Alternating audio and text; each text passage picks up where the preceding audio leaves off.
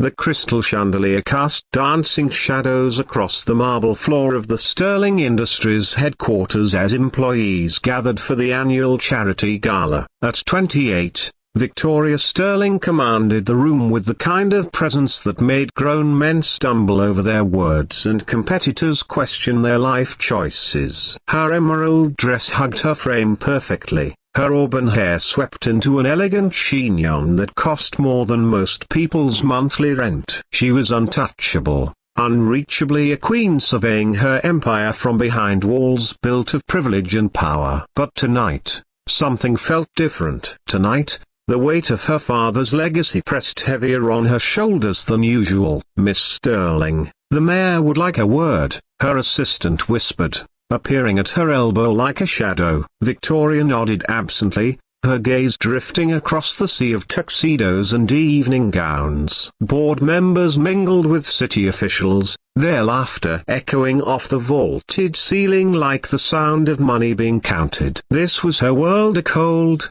calculated, and profitable. Yet as she watched a group of executives dismiss a server with barely concealed disdain, something twisted uncomfortably in her chest. The waltz began then, its haunting melody filling the ballroom. Couples moved onto the dance floor with practiced ease, their movements as predictable as quarterly reports. Victoria's fingers tightened around her champagne flute as memories of her grandmother surfaced unbidden, the old woman's weathered hands teaching her the steps, her gentle voice explaining that the waltz wasn't just about dancing, but about connection, about seeing the soul of another person.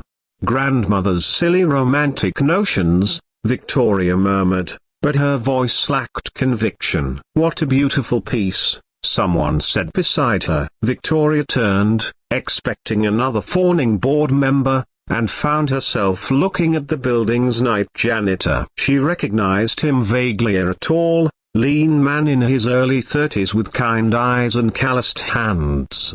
He'd removed his work uniform for the evening, dressed instead in a simple but clean black suit that had clearly seen better days. His presence at the gala was jarring, completely out of place among the designer everything that surrounded them. "Excuse me?" Victoria's voice carried that particular chill she'd perfected over years of boardroom battles. "The waltz," he said, seemingly unaffected by her tone. "Chopin's Waltz in A-flat major. My grandmother used to play it on an old piano that was missing 3 keys." He smiled, and something in Victoria's chest fluttered unexpectedly. "I'm Marcus, by the way." "Marcus Rivera." Victoria stared at him, her mind struggling to process this breach of social protocol. Janitors didn't approach CEOs at charity galas. They didn't discuss classical music or share personal anecdotes. They certainly didn't smile at her like she was just another person instead of Victoria Sterling,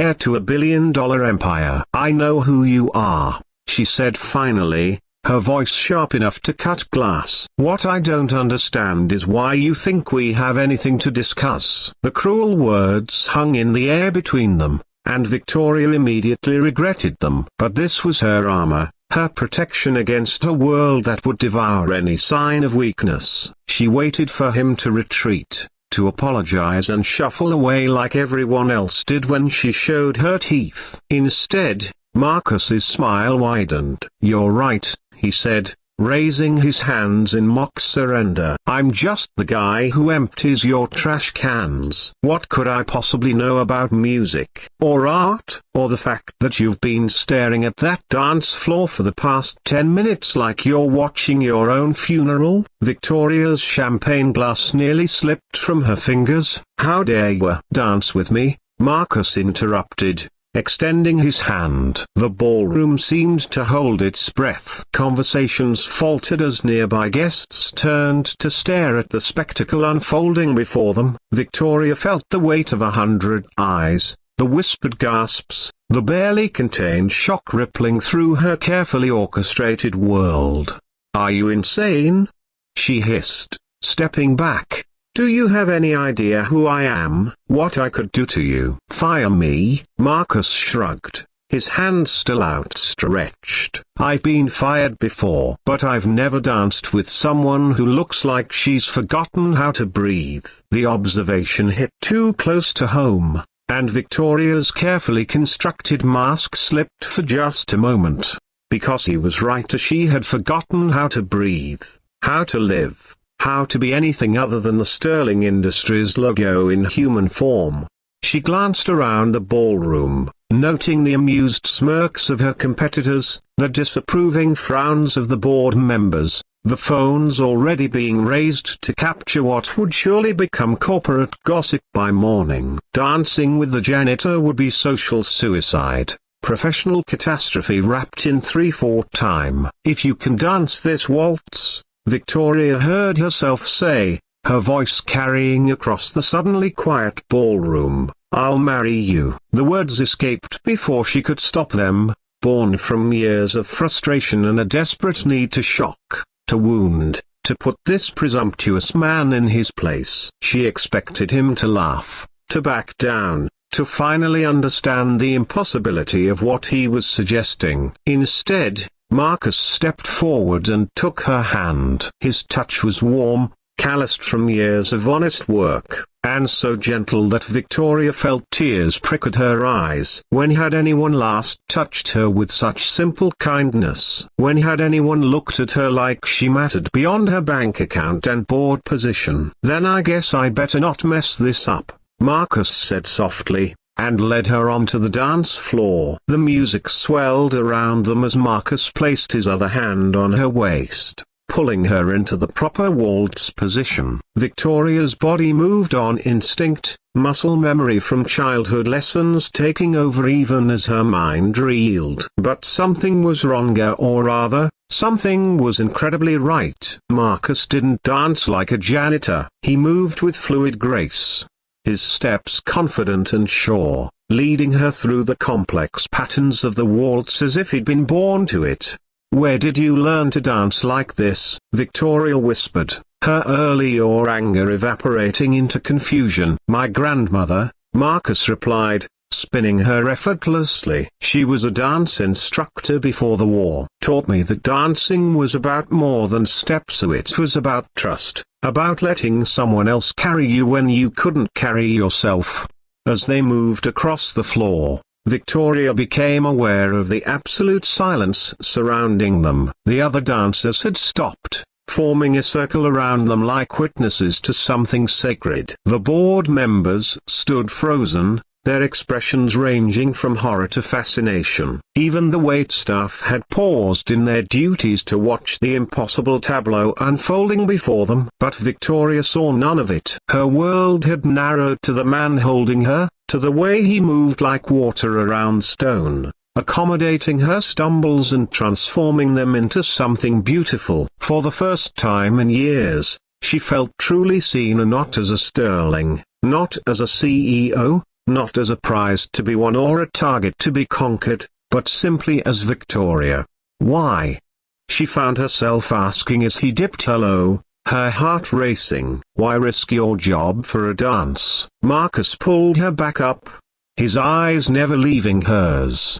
"Because 3 months ago, I found you crying in your office at 2 in the morning. You didn't know I was there, cleaning the conference room next door. You looked so lost, so tired of being strong for everyone else. I wanted to tell you then that it was okay to be human, but I knew you wouldn't hear it from someone like me." Victoria's breath caught. She remembered that night of the quarterly reports that wouldn't balance, the board meeting that had gone disastrously wrong, the crushing weight of expectations that had finally broken through her defenses. She'd thought she was alone in her vulnerability. "You stayed," she whispered, the realization hitting her like a physical blow. "I stayed," Marcus confirmed, leading her through a series of turns that left her dizzy. "And I watched you put yourself back together piece by piece. That's when I knew." "Knew what?" "That the woman everyone fears is just someone who's forgotten she deserves to be loved." The waltz was ending, the final notes hanging in the air like a prayer. Marcus slowed their movements, drawing her closer until they were barely swaying, lost in a moment that felt stolen from time itself. Victoria could feel the heat of his body through the thin fabric of her dress, could smell the faint scent of soap and something indefinably masculine that made her want to lean into him and never let go.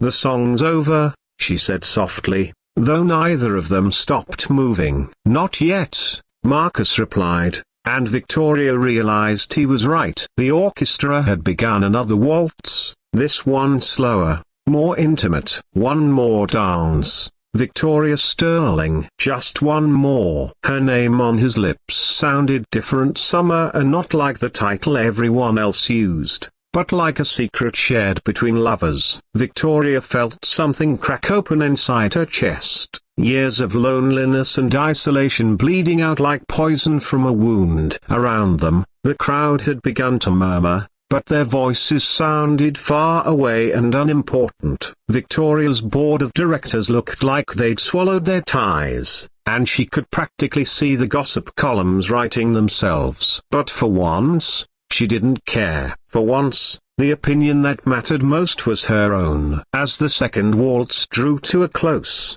Marcus brought her to a stop in the center of the dance floor. He raised their joined hands to his lips, pressing a soft kiss to her knuckles that sent electricity shooting up her arm. "Thank you," he said simply. Victoria stared at him, her mind racing. She thought of her empty penthouse apartment, of the board meetings that stretched into infinity, of the life she'd built that felt more like a beautiful prison with each passing day. She thought of her grandmother's words about the waltz being a window to the soul, and realized that for the first time in years, someone had looked through that window and chosen to stay.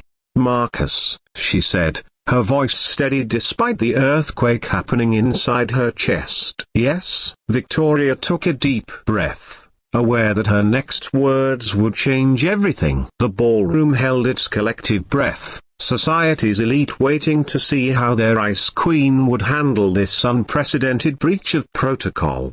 She smiled then, really smiled, for the first time in longer than she could remember. "When should we start planning the wedding?" The ballroom erupted. Gasps turned to shocked laughter, whispers became excited chatter, and camera phones flashed like paparazzi lightning. But Victoria heard none of it, saw nothing but the joy spreading across Marcus's face like sunrise after the longest night. He lifted her off her feet, spinning her around as she actually laughed for the first time since her grandmother's funeral. When he set her down, his hands framed her face with reverence, as if she were made of spun glass and starlight. "Are you sure?"